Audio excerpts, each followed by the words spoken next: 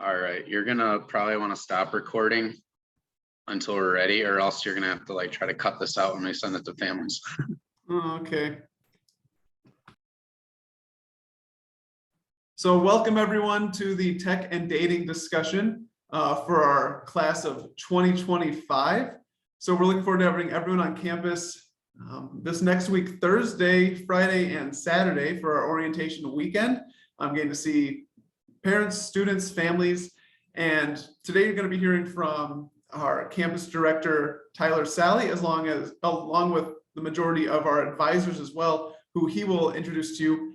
They're the ones who they've either been reaching out or you'll be meeting with them next week on campus. So I'm going to turn it over to them. So Tyler, take it over. All right, thanks, Scott.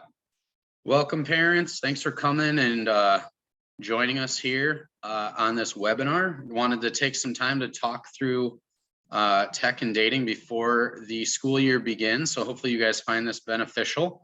Like Scott said, I'm Tyler Sally. I'm the campus director at Shepherd's. I want to just take a moment here and introduce the advising team. So advisors, just go ahead and turn your cameras on. Those of you that are here with us, these will be the panelists on tonight's discussion. Hopefully you can start to see some faces to some names you've seen, maybe some interaction, some emails from your advisor at this point. We do have two advisors that aren't with us tonight due to some situations with family and stuff. And then we have one that just had a baby girl. So if you have Katie McCoy as your advisor, she will be on maternity leave. And so we look forward to having her back probably around the beginning of October. So that's an exciting time for her and her family right now as they're away. But just so you know, she'll also be a member of the advising team as the year goes on. So thank you, advisors, for taking some time to be able to just discuss these important topics with family. And you guys will hear from each advisor throughout the evening. So feel free to turn your cameras off. And then as we begin sharing, you guys can jump back on. I do want to let you guys know that this discussion is mainly for parents. It's based on the fact that we're going to discuss some topics that maybe are a little bit more sensitive. They're geared more towards a family, the parents. So if you do have your student with you, you can encourage them that they don't have to sit through this. We'll have a student-centered discussion related to these topics with them when they come as part of orientation. So don't feel like they have to be sitting next to you during this time. In fact, we would probably encourage that they don't. So just wanted to add that little comment in there at the beginning here. So like I said, you just met some of the advisors, and I just wanted to talk about the role of the advisor. So the advisor is the main, I guess, communication hub or touch point for your student while they're on campus. So they're the ones that are communicating with student life. They're the ones communicating with academics, keeping in contact with families, bringing all the pieces together to make sure that your student has a successful time on our campus. And so they support with different things like medical, if there's like appointments that might need to be scheduled. They also budget with your students. So on Wednesdays, they have group advising, and every other week is a budgeting meeting where they sit down and they plan out your students' spending with them to teach wants versus needs and hopefully be able to learn those skills that go with life outside of college. They also provide academic support by creating plans to help your student be successful in the classroom if there's some learning challenges or barriers there. They're also creating supports for potential different behaviors or challenges maybe in student life to help them be successful and to push them towards their goals. We already just talked about communication through email or phone calls, making sure everyone's on the same page and that student is challenged both on campus but also from home. And ultimately, they're guiding and directing students. So they're meeting with them one-on-one each week as first-year students, talking through challenges, talking through the wins, setting goals, discussing whatever is relevant for that week for your students. So that's exactly what they would be doing. And that's what you can count on from your advisor. With that, just want to throw this out there right now, things that maybe they wouldn't do. So The advising role is very time intensive because we are spending a lot of time with the students. Ultimately, they're our priority. So working directly with the student takes time. We want to be present as much as we can. And so there's things that we're just not able to do. And some of those things are like trying to make extra trips, like running to the bank for extra needs. We have been asked to do people's taxes. You don't want us to do your taxes, but we don't anyway. That would just be a challenge. Different applications for scholarships. There's sometimes where we would be able to, but we will take that as basically as needed. We're not planning travel for your student as far as like finding them flights and things like that. That's a parental responsibility. You see budgeting on there. Advisors work with the students' money on campus, so we don't have access to banking information. We're not responsible for balancing the account, making sure that what's in the bank is whatever the balance is. We're working with what's on campus, so that responsibility wouldn't fall on the advisor either. So just to give you some ideas, if you have questions, feel free to ask. Again, we're not trying to hold anything back. Ultimately, it's just that there has to be a line to be able to help keep our students as our priority with our time that we have. So let's get into the topic of the night, which is technology and dating. Advisors, I think, would all agree that a lot of the time, those two topics come up quite a bit as we're working with students. The topic of challenges with technology, or maybe the challenges of dating, and just the conversation and the learning and the experience that students have while on our campus. Before we get going, I just want to talk through some just general information.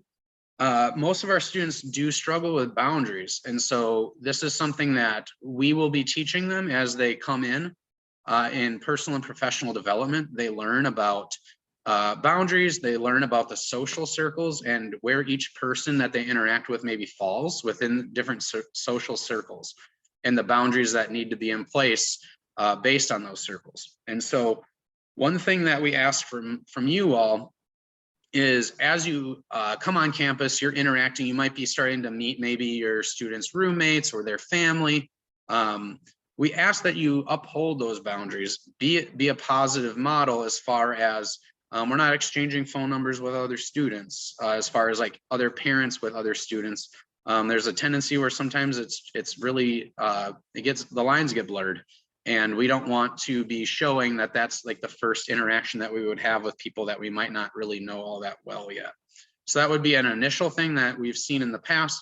We would encourage against that. Obviously, be professional, be friendly, be welcoming. There's just that boundary line of we're not exchanging information immediately. And that we're not connecting too deeply with other families immediately. Let those relationships and friendships grow naturally and slowly. The same thing goes with just personal boundaries as far as giving hugs and things like that. We don't want to be encouraging that because ultimately down the road, that's not going to be a helpful pattern of behavior as students move out into life after college, as far as in the workplace and things like that. There's obviously environments where that would be acceptable and expected, but there are environments where when you're meeting someone brand new that wouldn't be expected. So let's also encourage healthy boundaries in that way as well. So you can see here we have different boundaries related to peer-to-peer, student to staff, and students to parents. And so that is things that we will be teaching students as they're on campus, and we will keep you up to date on what those are so that you guys can reinforce those as well from home. I just wanted to talk about student safety too. This is a really important topic for us. We really take safety seriously on our campus. We want our students to be safe and secure and taken care of. Just wanted to kind of talk about the fact that college, there's opportunity. There's opportunity to meet people and to interact with them and to experience new things, which is ultimately super exciting. And we love that. But with that, there comes risk, right? Of different experiences and meeting different people. There's just this inherent risk that goes with that. And so we just want you to be aware of that. So with that, we encourage you to ask questions of your students. We, as advisors, we on a weekly basis ask questions related to their safety, how people are interacting with them, seeing if there's any concerning behavior related to either a roommate or another peer, and if they're feeling safe. And so we encourage you also to ask those questions.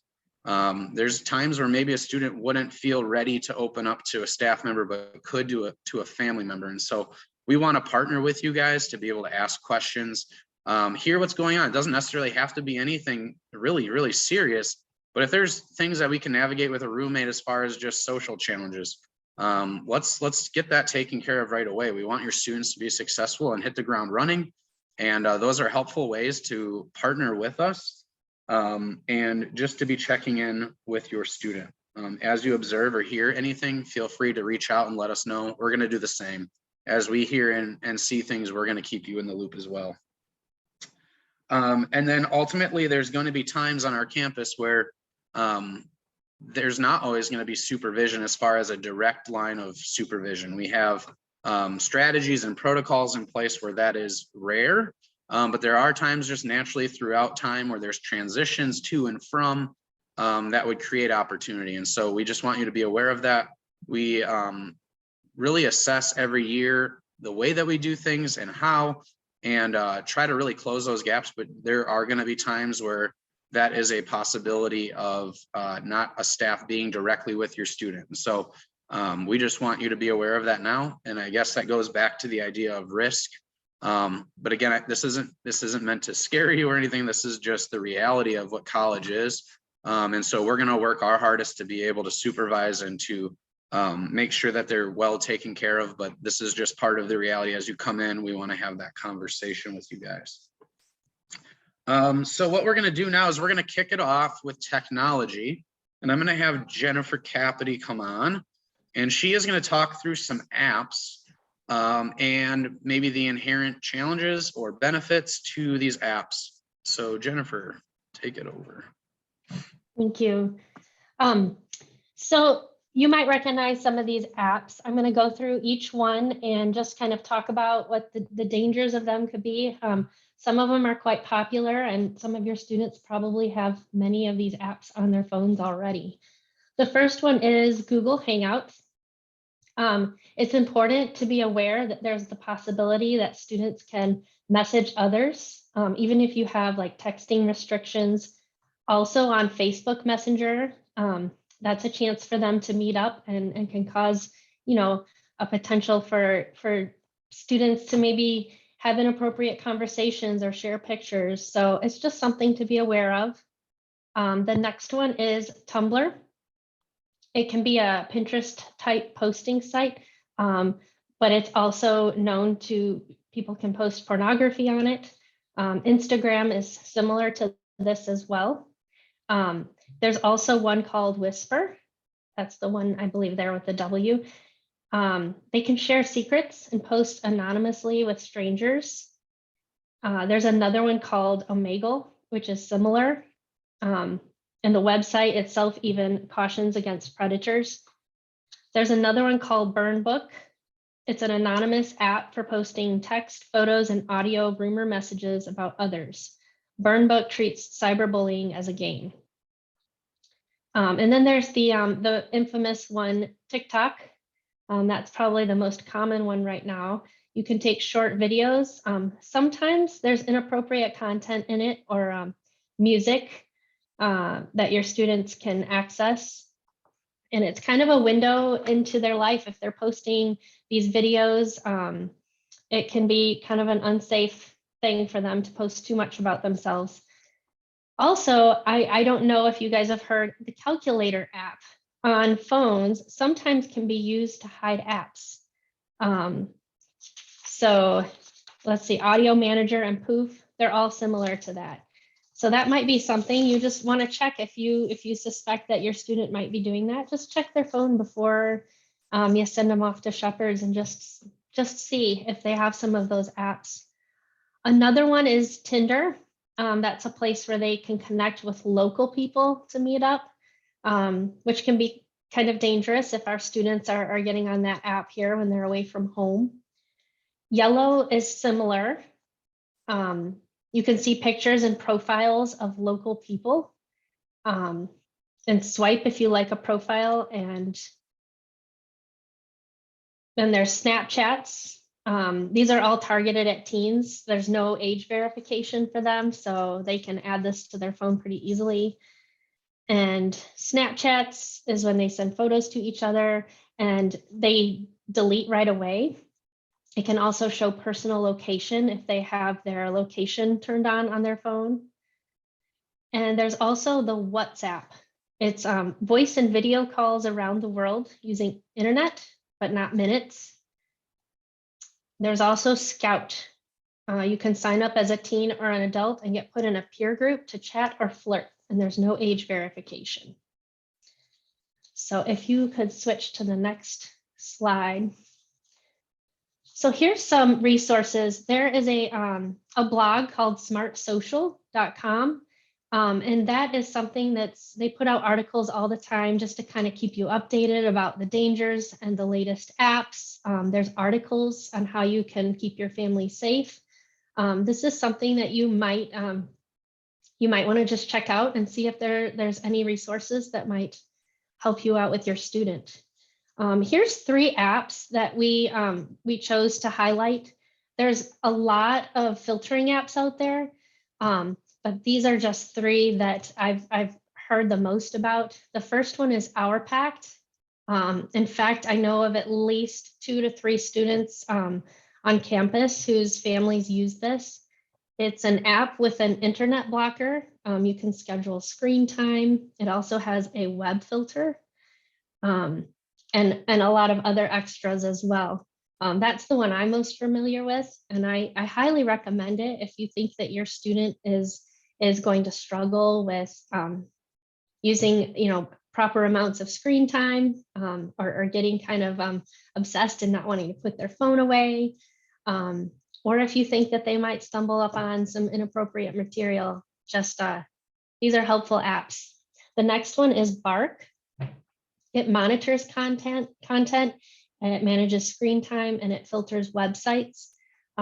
This is one where I believe it will send screenshots if something pops up that's kind of unexpected.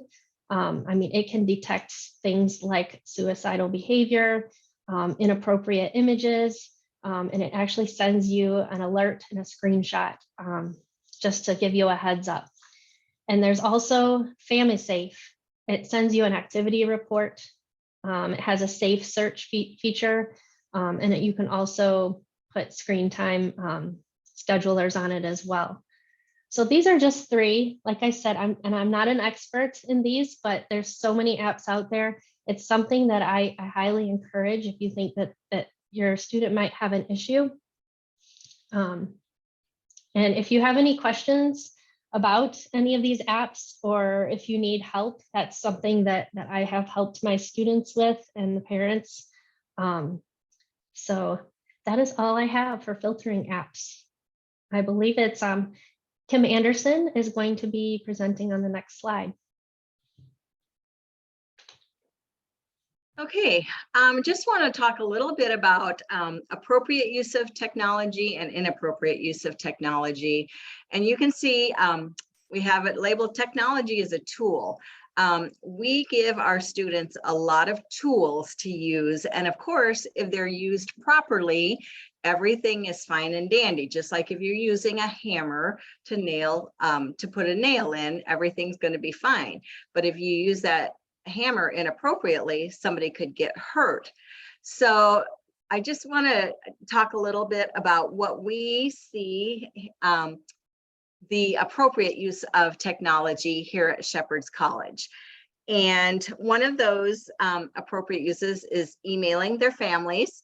And we hope that you remain in contact with your student, and that you get occasional emails. Maybe you might get more phone calls, but emailing is an appropriate use of technology. And then phone calls home with periodic and general updates, just to see how things are doing. And just to add a little bit to phone calls home,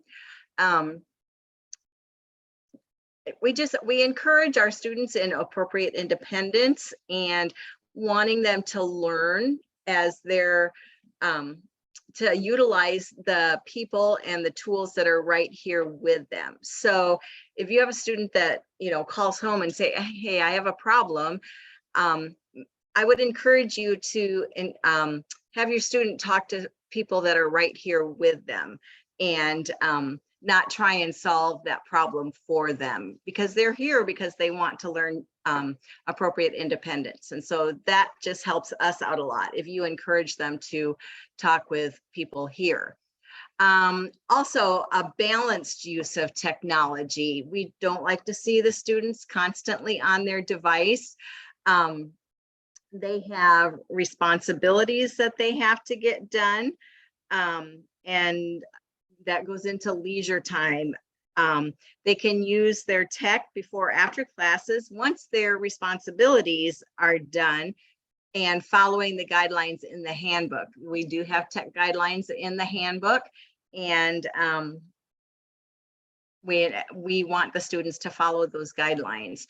And then they can use their phones to video chat with friends and family. So those are all appropriate uses of technology from Shepherd's College. And then if we go into the inappropriate use, you'll see our little guy on the right, where probably wasn't using the hammer in the appropriate way and he got hurt. And so we want our students to use technology as a tool, and we want them to use it appropriately. And if they do use it inappropriately, they can get hurt in multiple ways, and we don't want that to happen.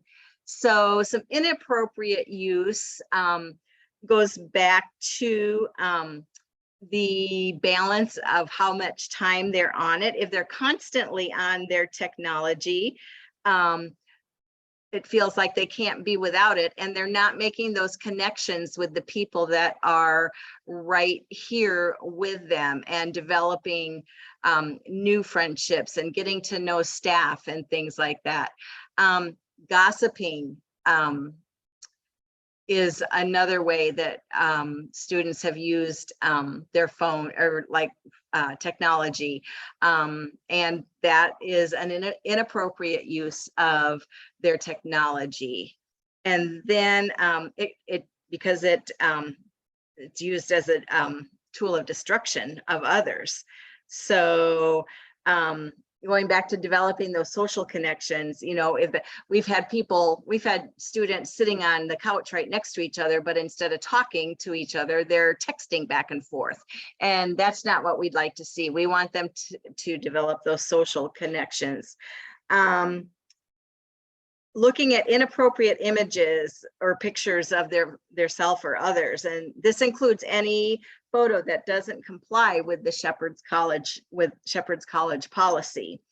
And then inappropriate video using of apps like Skype or FaceTime.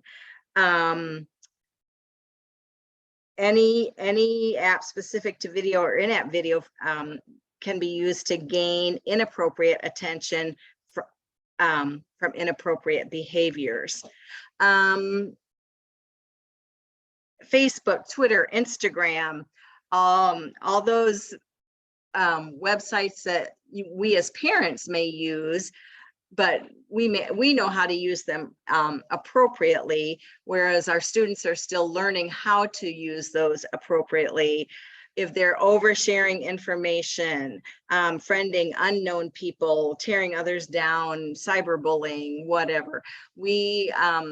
Our students are taught how to interact on social media sites in one of their classes, and that's a good thing. And we want to see that carry over when they're not in class. We want them to be able to be appropriate with those. And then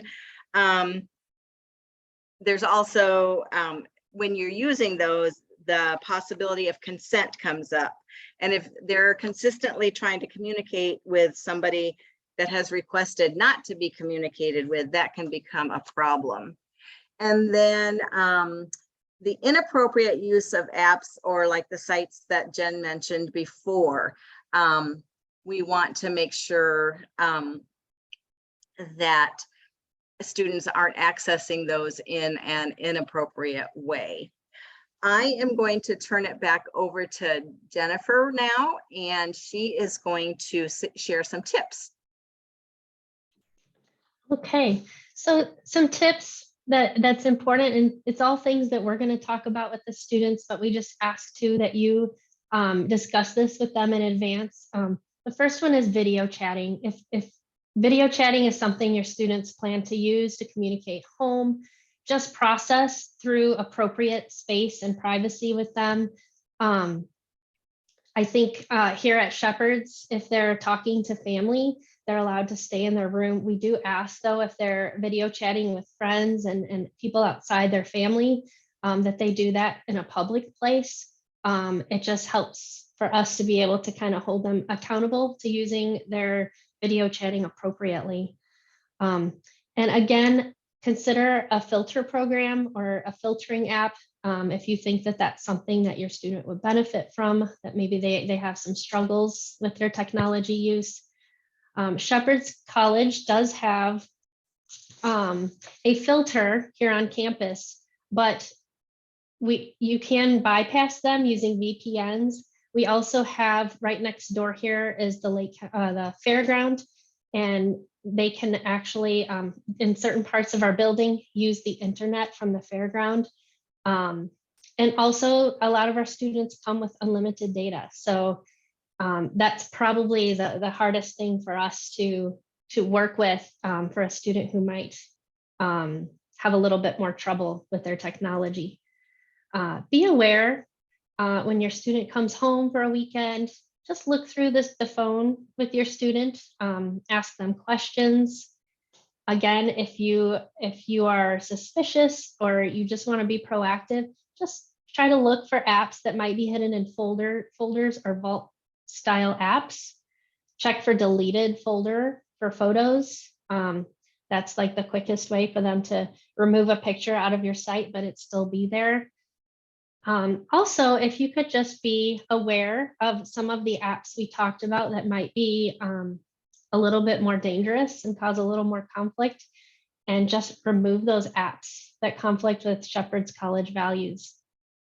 Also, another thing that we had talked about with the apps is some of the apps share location, which if you turn off the location in your settings, that will make that a little bit harder if they do get on those apps for people to see their location. Also, turn off app purchases and in-app purchases. That's a helpful one. I know some students are responsible with this. We have had students in the past that were racking up quite some purchases with their apps. And I've had parents ask me if I could actually go in and turn that setting off because they unknowingly got themselves into some monthly payments. So that does happen. That might be something you just want to look into and just turn that off right away before your student gets here on campus.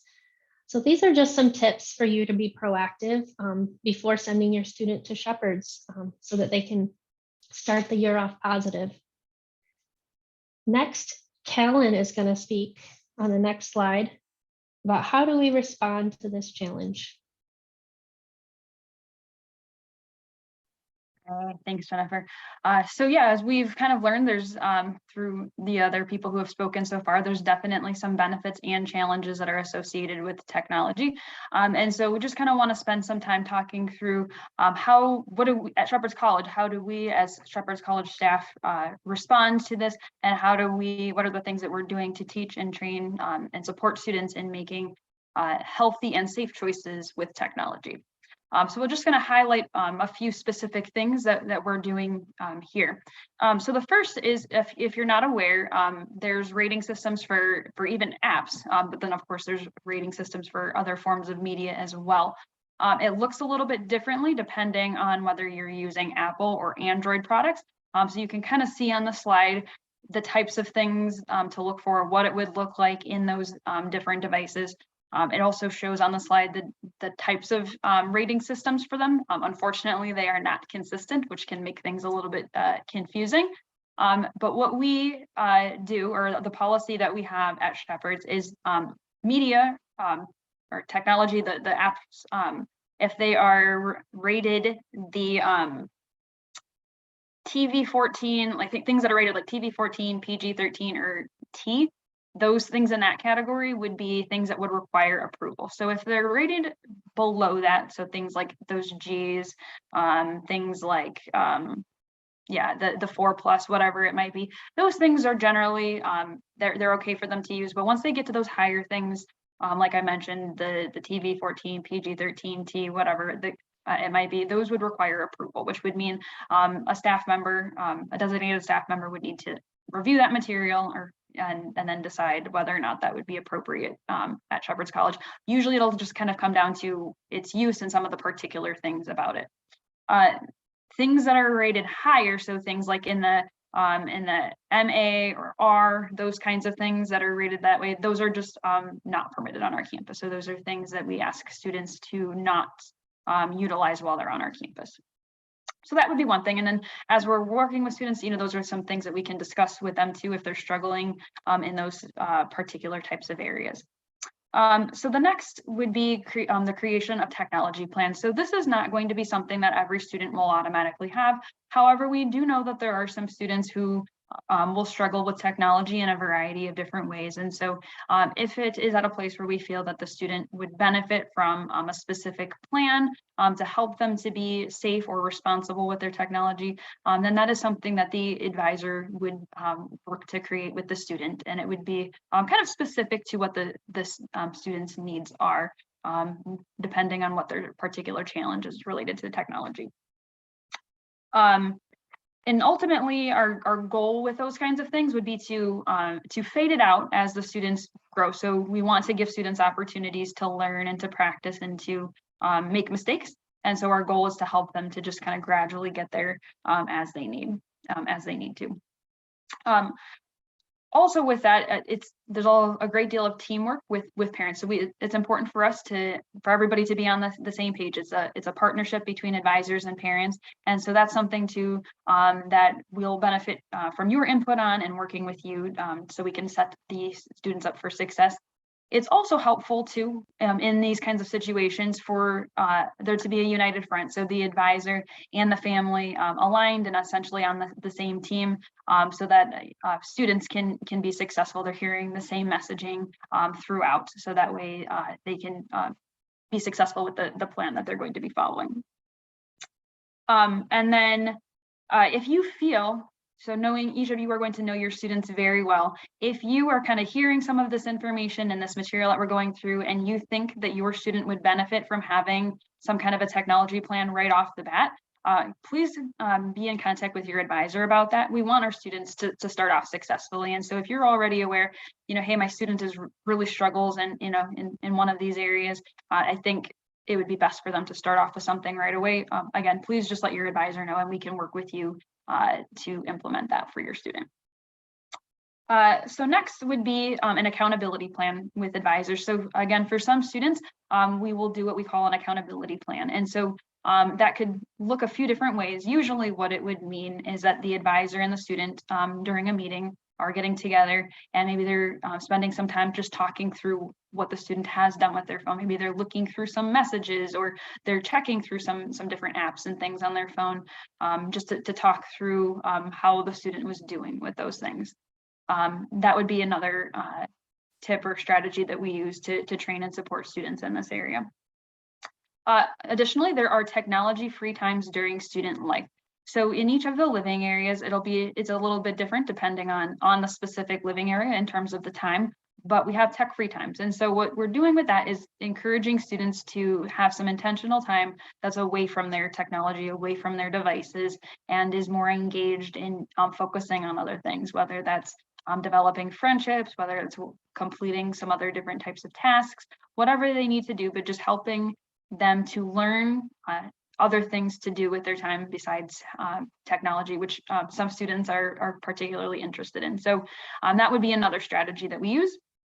And then the last one that we have on there on the slide would be the guidelines in place to teach boundaries and privacy. So again, if a student is struggling in a particular area, we want to work with them to be successful. We might have them have some particular guidelines, which could potentially include having specific times where they use their technology or some different strategies like that. Some examples could be the things that like Jennifer had kind of mentioned. Well, I think it was Jennifer, but having video chatting be in public areas generally, unless they're speaking with their family.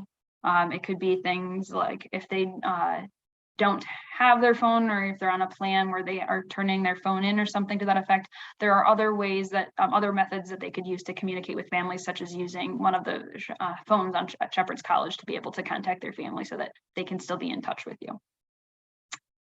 Okay. And so then, so again, that's kind of what we're doing here at Shepherd's College as a Shepherd's College staff. There are also some things that we would ask for parents as we support our students and train them in these different areas. So the first would be open communication with the advisor related to your student's history with technology use. Now, sometimes there might be some uncomfortable things that, or potentially embarrassing things that maybe your student has struggled with in the past, and sometimes it can be uncomfortable to share that kind of thing, but I just want to reinforce that it's so helpful for us as advisors to have that information, because that will help us to be able to best support your student where they're at with that. And so if you have those kinds of things with your student, please do let the advisor know. Next would be to identify ways to continue to monitor and provide accountability for your student's activity. So again, just being aware, of what your student is doing. If you're noticing, trends in their data history and different things like that, letting the advisor know, so that way we can work with the student, address those things to help them be safe and successful. And then also have a conversation with your student about guidelines here at school, because it might be different than what they have at home. So before your student comes to campus and officially starts their time at Shepherd's College, just talking through some of these things, especially like I said, if they're different. If your student is not used to having maybe some restrictions of some of the apps that we've mentioned, or some of the content that we talked about, it'd be good to talk through that with them and have conversations about what is safe and appropriate usage and what things might be potentially concerning or challenging for them while they're here.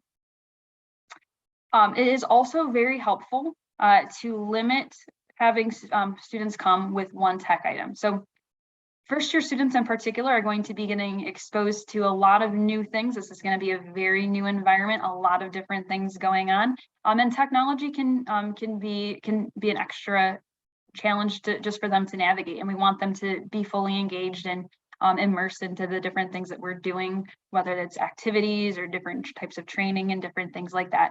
So it's helpful for students, if possible, to just come with one technology item versus several.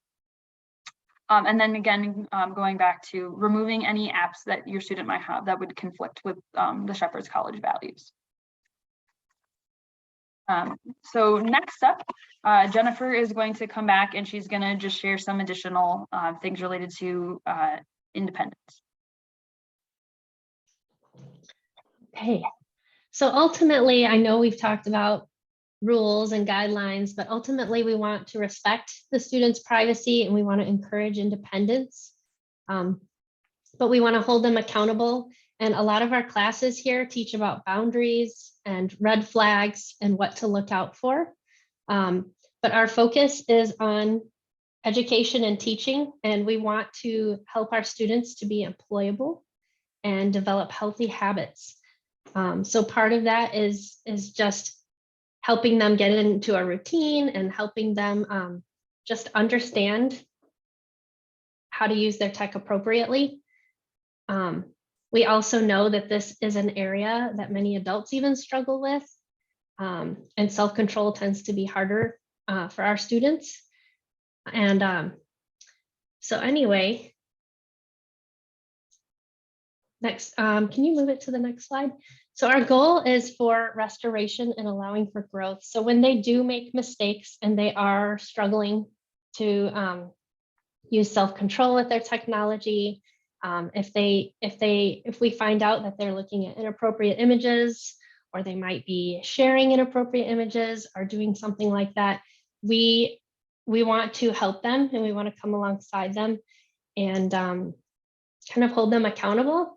So if that were to happen, we would look at several different approaches. First would be a discussion with the advisor. They could potentially have a loss of tech privileges if they're using it inappropriately. And then we would also consider a technology plan to help them follow community guidelines for a certain period of time. So these are just some ways that we walk alongside of our students. And but again, our goal is to restore and help them grow from that experience and learn to be independent. Next, Callan is going to talk about dating. All right. So the next portion of our discussion tonight is focused on dating. Dating is something that we allow students to do on campus. Many students will choose to pursue dating relationships while they're here. It is also not uncommon too for students who maybe had never expressed an interest in dating in the past to decide to pursue that while they're at college. And so we think this is a very important topic. It definitely comes with some opportunities and challenges. And so we just wanted to spend a little bit of time kind of talking through that. So just to kind of start off, could you guys go ahead and just feel free to put in the chat. We'll start with the opportunities. So what are some opportunities that you see related to students dating?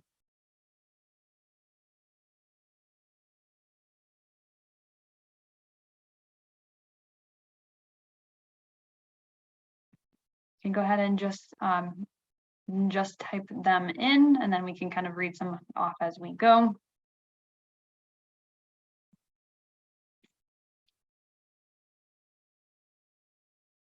All right, so just kind of to talk through some of what those might be. So it gives students opportunities to be able to have new experiences, to learn what it looks like to be in a relationship, what it means, how to respect other people in while pursuing a dating relationship, just different ways to communicate and how to balance different things like friendships and dating relationships. So those I'm sure are several more, but those would be just kind of a few examples of what some of those opportunities would be. And then challenges. So definitely are some challenges associated with that as well. Could be things like how to have a successful relationship. What does it mean to do that in a healthy way? How to maintain appropriate boundaries and or to navigate things like breakups and all of those different kinds of things. So again, those would just be some of the examples of some of the different challenges and things that we see on campus and that we support students in working through. And so our goal is to, again, teach students healthy boundaries, how to have relationships in a healthy and an effective way. And so we have some guidelines and different things that we use on our campus. And so Kim is going to come on and she's just going to talk a little bit about what those are related to our Shepherd's College social policy. Thanks, Callan. Just want to talk a little bit about our social policy that we have here on campus. And there's basically 3 rules that we ask students to follow. And I'm just going to explain those a little bit. And each one of these rules has both a physical and an emotional component to that. So we're going to talk about personal boundaries, and we call that the no touch rule. And so the physical aspect of that is avoiding physical contact except for high fives, fist bumps, and handshakes based on the context. So those are basically the three kinds of touch that we allow. They can do high fives, they can do fist bumps, and they can do handshakes. And then the emotional personal aspect of personal boundaries is avoiding or exposing or revealing too many feelings and thoughts, just sharing too much that shouldn't be shared.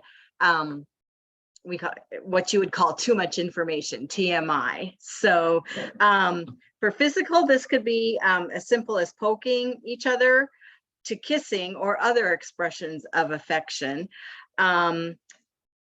These are typical scenarios. So physical, as simple as poking each other or kissing, to other expressions of affection. Emotional, this one is a tricky one because we don't want to expose too much or reveal too much. And we see that a lot when students say, I love you, when they first meet or start dating. They share past information or about dating relationships, or maybe more intimate family information. And a way that we help our students learn this is that we ask them to name of their roommate, for example, their roommate. And we say, would you say those things to your roommate? So if you wouldn't say those things to your roommate, you would not want to say those to a potential somebody that is going to be potentially, you're going to potentially date. Okay. So, and then the refrain from isolation is what we call our 3 or more rule. The physical explanation for that is just avoiding situations where any 2 students are alone in any setting. We want students to keep from pairing off with the same individual, even in group settings. Students are never allowed in another room or apartment of a student or resident of the opposite gender.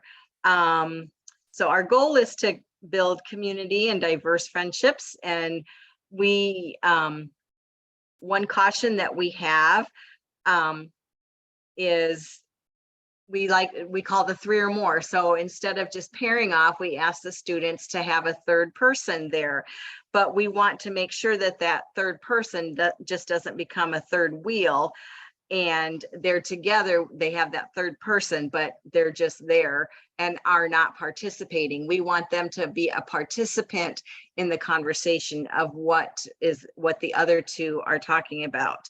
And again, the emotional is just oversharing personal information. Don't share what you wouldn't in a group, especially at first. So that's our refrain from isolation. And then our third is resisting temptation, or to resist temptation. And we call that our keep a distance. So the way that physically plays out is resist setting in motion physical interactions that will be difficult to control.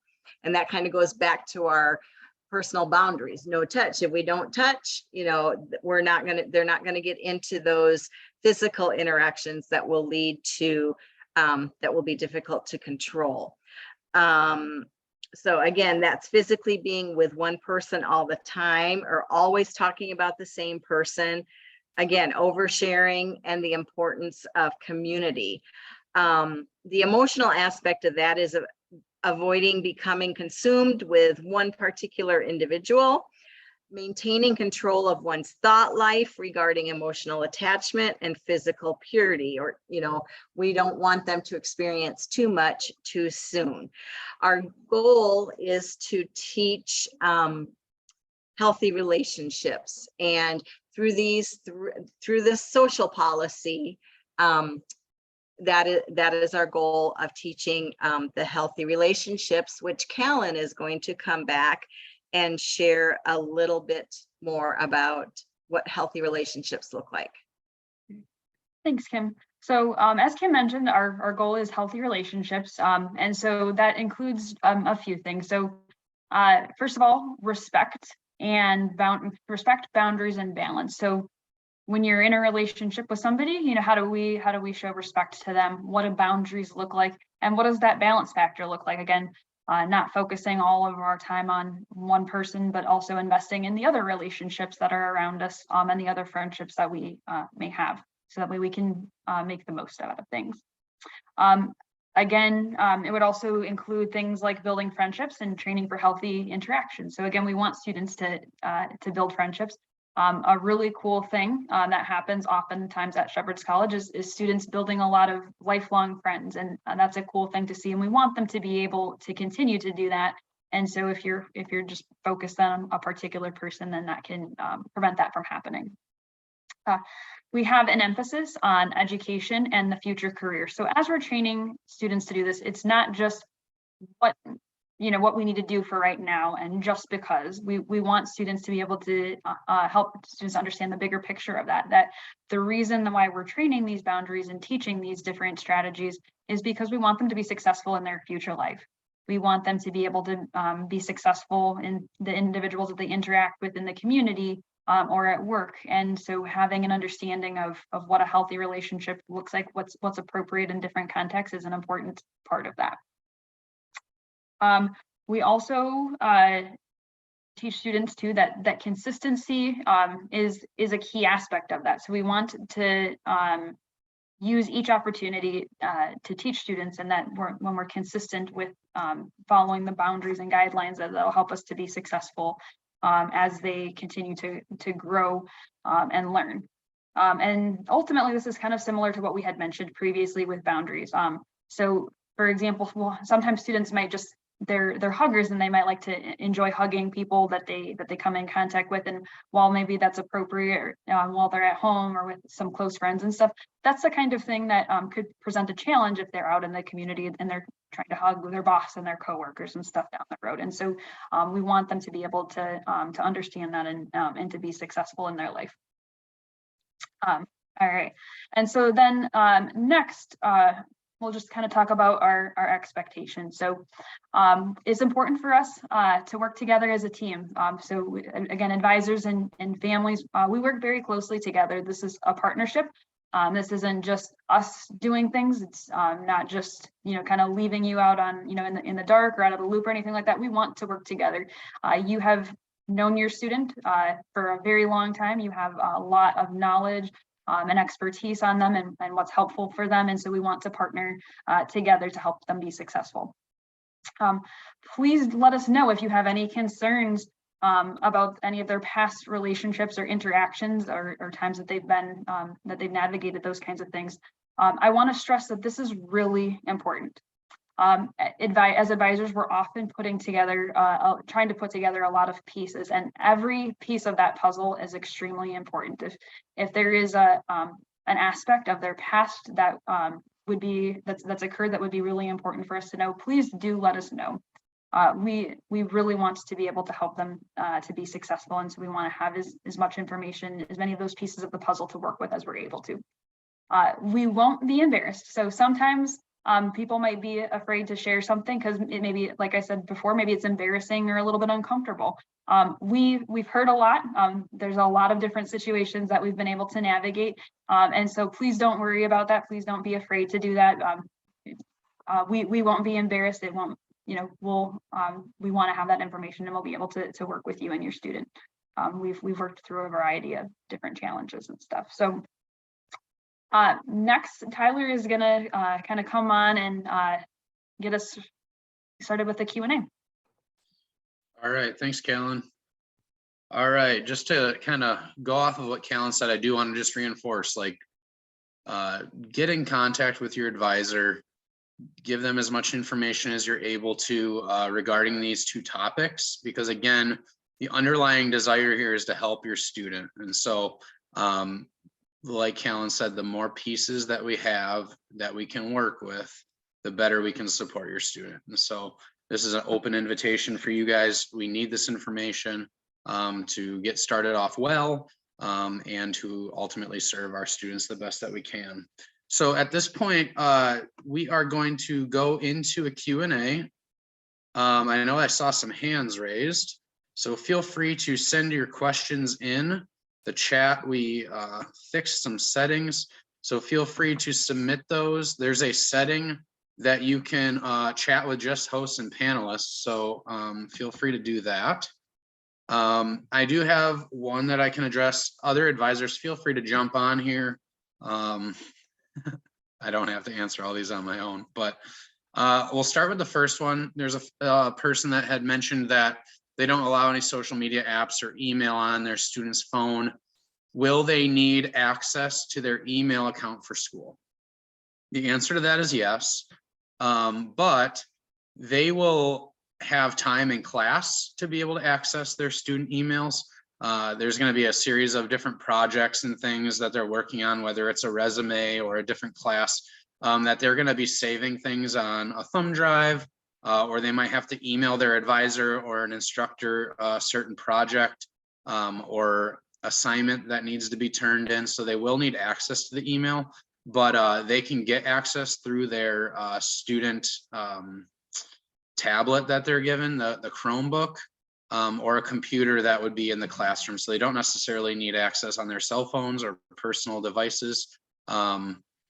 They can use their academic technology to be able to complete all of the work that is required of them with their emails.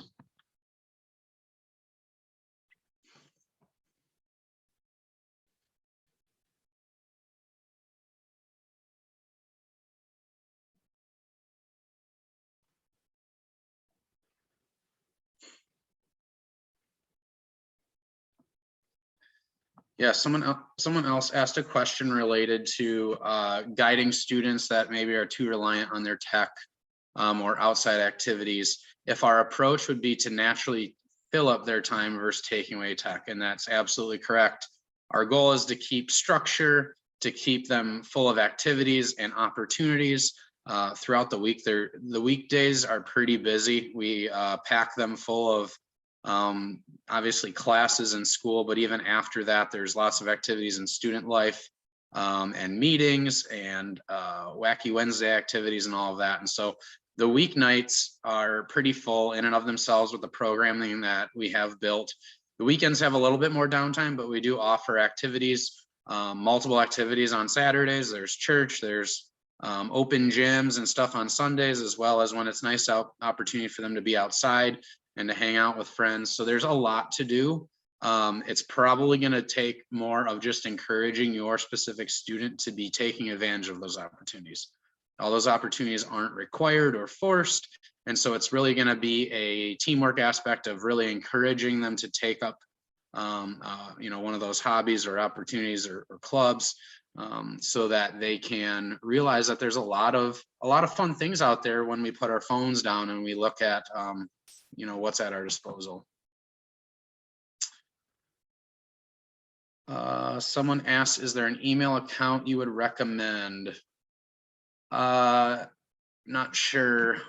They will have a Shepherd's College email, and that's the only one that they would necessarily need, and that will be set up when they get back on campus.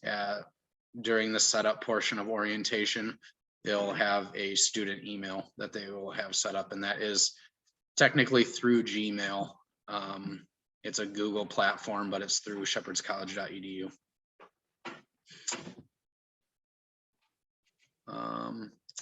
Someone asked about relationships. If there's a relationship that is starting to develop between a student and another student, would the advisor reach out? The answer is yes. Sometimes the advisor might not know what's brewing right away, but we have the benefit of being able to communicate with student life staff and academics, and we can kind of start seeing things develop, and we would definitely reach out and let you know what we're seeing, if there's any concerns, and allow you guys to speak into that. Again, we don't say no to dating. There's times where that's maybe a family decision of, hey, let's focus on school, or we've had families that say you can date when you're a third year or something like that. So we're not going to say no. We will teach healthy boundaries, healthy balance, but we're not ones that will say no to dating. But we'll definitely keep you in the loop as what's going on, and you can work that out with your student and keep us in the loop so that we can help hold them accountable to that. All right. Let's see. So someone's asking about what apps should be removed. So we went through a list at the beginning. Really, even the apps that were shared at the beginning, like Instagram and Facebook and stuff like that, they're not inherently bad. The whole point is, how are we using them? And so ones that are like dating apps and things that are used to like connect with strangers, used for, gossip and tearing people down, I would delete those ones. There might even be safeguards that you have to put on for other apps like social media ones that you don't want them interacting with certain people, or privacy settings that you might want to look into. Those are all wise things. But as far as specific apps, it's really those like inherently bad ones that we want taken off, and those other ones we just have to use discernment and be aware and communicate and work together to make sure that that student is using them in a healthy way. Hey, Tyler. Yeah. I can go ahead and answer Dan's question. Go He for said, it. do you recommend scheduled times weekly or every 3 to 4 days to talk by phone or video chat with the student, or let it just be organic? I think that's kind of up to you and your student. I think some people like to establish right away, like a weekly meeting time. And I think that's a pretty positive thing to do, like a once a week, just to make sure you're connecting, asking how your student is doing. Just, kind of making sure that they're doing okay here, and that they are adjusting well, and that they're making friends. It's a way to hold them accountable. So I think that's really good. I think some students might want to talk more. And I think that's okay too, if you just kind of have a mindset of, initially, if they want to call me once a day, I think that's okay. But maybe eventually you might want to phase that out to every other day or every 3 days. I think it's just best to kind of gauge where you and your student think that you guys are at. But I do encourage, I think, at least a once a week check-in. I know some students could go, a month and not call. Some students want to talk every day. So I think that's just something for you guys to kind of decide together, and maybe communicate that out loud, what that expectation will be. And yeah.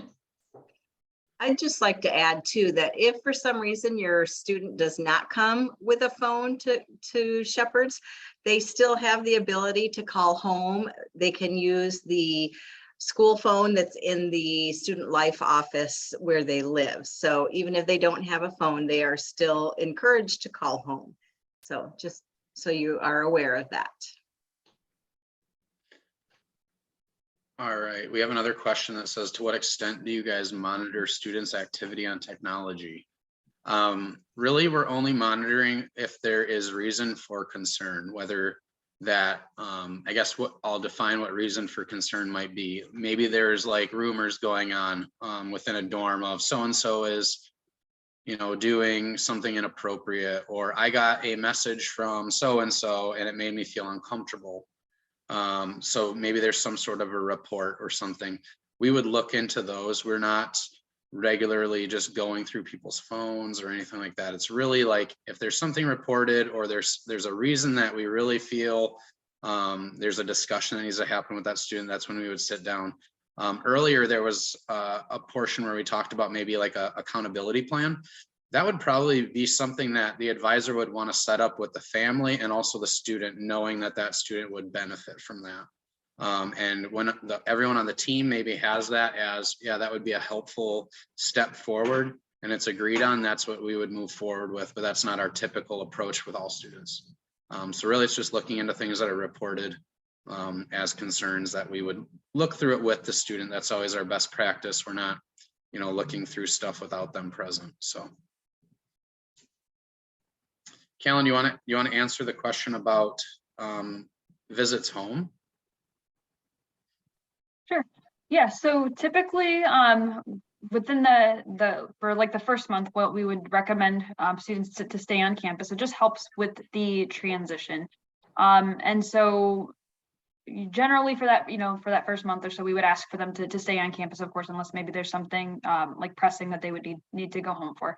Aside from that, students are able to go home. We would recommend maybe like once a month or so, maybe not doing it, much more than that, depending on, the student, but yeah, they are able to go home.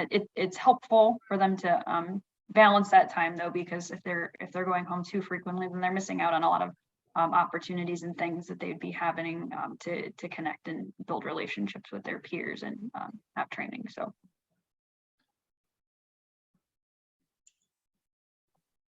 All right, someone asked, can we come for a visit before the first month? Yeah, work that out with your advisor. We'll talk through maybe how your student is adjusting and what we're seeing, and if that would be a helpful thing, absolutely, we can do that. If it wouldn't be helpful, again, you know your student better than we do at this point. So if you feel like that wouldn't be helpful as they're transitioning, then we could have that discussion too. But we'll take that at, we're not going to forbid you from coming to visit. We'll definitely, if you're looking to come, we will work with you. But ultimately, in the case of just wanting to support the student in the best way, let's have a conversation with the advisor and the family to just see where we're at. And then we can make a decision of what would be best.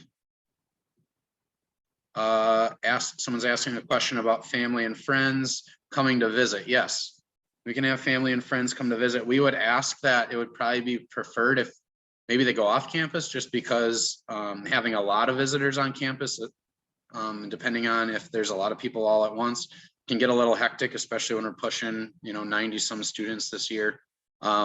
We can host for a period if they're just going to drop in and say hi, but if they want to like go out to lunch and do something, and go for it. We would just want to have that communicated from the family of who's coming, that they have permission, so we know who to expect. Again, we just don't want people showing up asking for your students and we not know what's going on. That's a hard place to be. We have a question about church. We have a handful of churches that we have our students go to each week, and they will go through a rotation, and then they will get to decide what church is the best fit for them. And once they do that, then that's the church that they can go to through the year. If they want to attend their own church, it's on the family to be able to have transportation set up each week to and from, and also have them off campus when everyone else is gone, because we wouldn't have a staff on campus. You can talk to your advisor more. I think you guys are all setting up advising meetings with your specific advisor, and a lot of this will be covered in that agenda too. So don't worry if there's some of these things that you don't quite know yet. There'll be time to sit down and talk about it specifically with your advisor. At this point, we are going to end because we are just over an hour, and I want to be respectful of everybody's evening. But thank you very much, families, for showing up and being able to listen to our presentation on tech and dating. Hopefully you found some benefit as you guys begin to process what school and college looks like for your student.